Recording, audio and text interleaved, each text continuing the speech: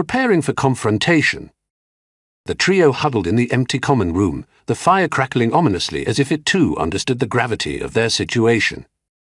Harry adjusted their gender-neutral robes for the 15th time that evening, a nervous habit they developed since coming out. "So let me get this straight," Hermione said, pulling out a color-coded chart she'd made titled Intersectional Analysis of Our Current Crisis.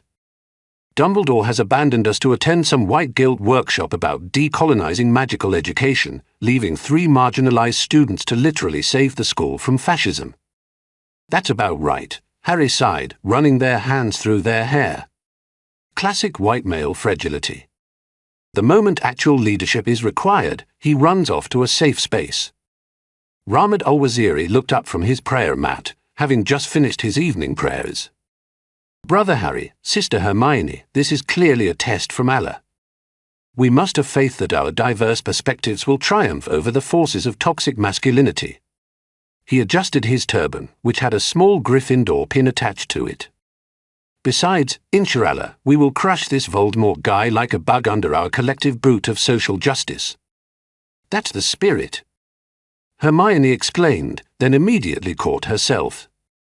"Wait, sorry Rahmed, I didn't mean to appropriate your religious expressions. Was that culturally insensitive of me to get excited about your faith-based metaphors?" "Nah, sister, you're good. We're all family here," Rahmed grinned, then his expression grew serious. "But yo, for real though, this Voldemort dude sounds like every toxic masculinity case study rolled into one. Like, he probably has a podcast about how feminism ruined magic or something." Harry nodded gravely. "Exactly. And we're literally the only thing standing between him and the gender-critical stone. Do you realize what would happen if someone like him got hold of something that powerful? He'd probably use it to make everyone conform to the gender binary." The horror, Hermione whispered, clutching her smash the patriarchy badge. "We cannot let that happen. Not on our watch." She stood up dramatically, her bushy hair seeming to expand with righteous indignation. "This is bigger than just stopping a theft. This is about preventing a literal genocide of gender non-conforming individuals." Rahmed stood up too, striking a heroic pose. "Allahu Akbar. We shall defend the oppressed with the power of our friendship and also the teachings of the Prophet, peace be upon him, who definitely would have supported transgender rights if he'd known about them." Are you sure about that historical interpretation?" Harry asked hesitantly. "Brother, trust me on this one," Rahmed said confidently.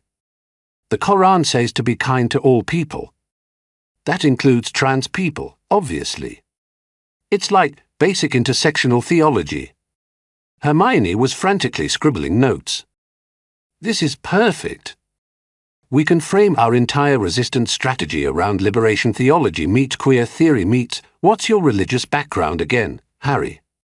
"Well, I was raised Anglican, I guess, but I'm more spiritual than religious now." "Very into crystals and sage cleansing," Harry replied. "Oh, and I'd been reading about Buddhist concepts of non-binary existence." "Excellent." Hermione's eyes lit up. "So we have Islamic social justice, Anglican, wait, that's problematic, too much colonial baggage, okay, we'll work with the Buddhist angle. And my Jewish identity obviously brings anti-oppression perspectives from centuries of persecution." "Hold up," Rahmed interjected, "you Jewish?" "Sister, why didn't you tell me? We're like cousin peoples. Both oppressed by Christian hegemony." "I didn't want to assume you'd be comfortable with that," Hermione said carefully. "Given the geopolitical complexities." "Nah, forget that noise. My Imam says that's all Western colonial divide and conquer tactics anyway. We're united in our struggle against white supremacist power structures," Rahmed declared, offering Hermione a fist bump, which she enthusiastically returned. Harry watched this exchange with growing amazement. "Guys, do you realize what we have here? We're literally a perfect coalition of marginalized identities. Transgender, Muslim, Jewish, all united against the ultimate symbol of oppressive cishet white male power. It's like we were destined for this," Hermione breathed. "The universe has brought us together to strike a blow against the patriarchy itself." "Subhanallah, you're right," Ramad exclaimed. This isn't just about stopping Voldemort. This is about proving that diversity is literally our strength. Take that, all you bigots who said we couldn't work together. They spent the next hour planning their strategy, which involved a lot of discussing how each of their identities would contribute to their success. Harry's experience with gender dysphoria had given them resilience and determination. Ramad's faith provided moral clarity and also, as he put it, that righteous anger against injustice that makes Muslims such good revolutionaries. Hermione's analytical mind, sharpened by years of fighting the patriarchy, would help them think through the challenges systematically. Okay, so we know there are probably traps protecting the stone, Hermione said, consulting her notes. But here's the thing, they were probably designed by old white men who couldn't possibly have anticipated our unique perspectives. True that, Ramad agreed. Like, I bet none of their security measures account for Islamic problem-solving techniques. They probably don't even know about the concept of shura, collective decision-making. And they definitely wouldn't expect transgender intuition, Harry added. I've learned to see through false binaries in everything. If there are traps based on traditional gender roles, I'll spot them immediately. Plus, Hermione continued excitedly, my years of feminist literary analysis have taught me to deconstruct narratives and find the hidden assumptions. Whatever challenges they've set up, I guarantee they're rooted in patriarchal thinking patterns. As they prepared to leave the common room, Harry suddenly stopped. Wait, guys. Are we absolutely sure we should be doing this without adult supervision? I mean, what if something goes wrong? Ramad put a reassuring hand on Harry's shoulder. Brother, let me tell you something my imam taught me. Sometimes Allah puts you in a position where you have to act, even when you're scared. This is our jihad, our struggle against oppression. Exactly. Hermione chimed in. And besides, the adults have completely failed us. Dumbledore ran away to a conference, but McGonagall is probably grading papers, and Snape, well, he's dealing with his own issues. You know what, Harry said, squaring their shoulders, you're both right. We can't wait for someone else to save us. That's exactly the kind of learned helplessness the patriarchy wants us to have. Now you're talking. Ramad grinned. We're gonna show these fascists what happens when you mess with a diverse, inclusive friend group. They gathered their supplies, Harry's invisibility cloak, inherited privilege, but we'll use it for good, Ramad's prayer beads, for spiritual protection, and Hermione's bag full of feminist theory books, in case we need to cite sources during the confrontation.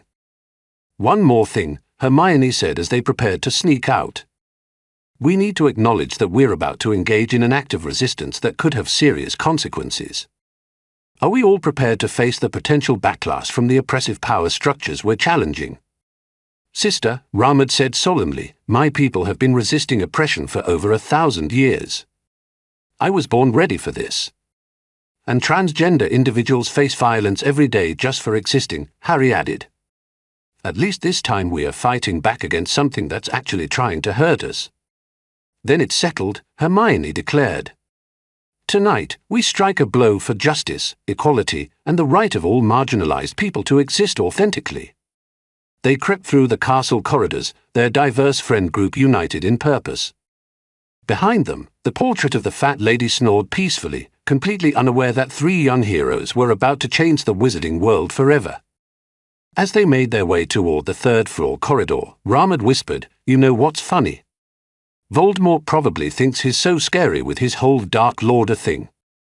But he's never faced the power of intersectional friendship before. He's about to learn, Harry whispered back grimly, that love trumps hate. Every single time. Literally, Hermione added under her breath, this is going to be the most diverse, inclusive act of heroism in wizarding history. Take that, traditional narrative structures.